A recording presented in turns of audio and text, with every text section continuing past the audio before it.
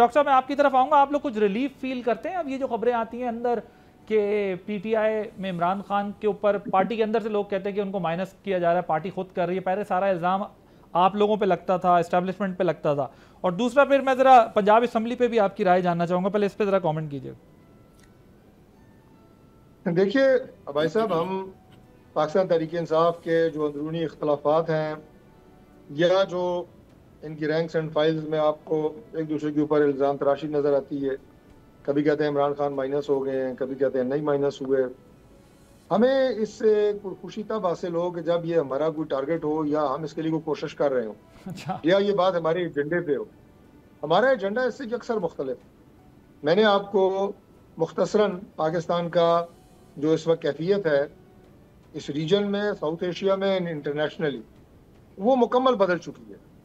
उस बदली हुई और एक बेहतर और एक जो ग्लोरीफाइड पिक्चर है पाकिस्तान की, उसे हमने न सिर्फ मेंटेन करना है बल्कि उसे आगे लेके जाना है और उसे ट्रांसलेट करना है पाकिस्तान की मुआशी तरक्की में, पाकिस्तान के अंदर स्टेबिलिटी में, पाकिस्तान के अंदर एक आम आदमी की ज़िंदगी में बेहतरी लाने के हवाले से सिक्योरिटी के मामला ठीक करने हैं, दहशत गर्दी का खात्मा करना है।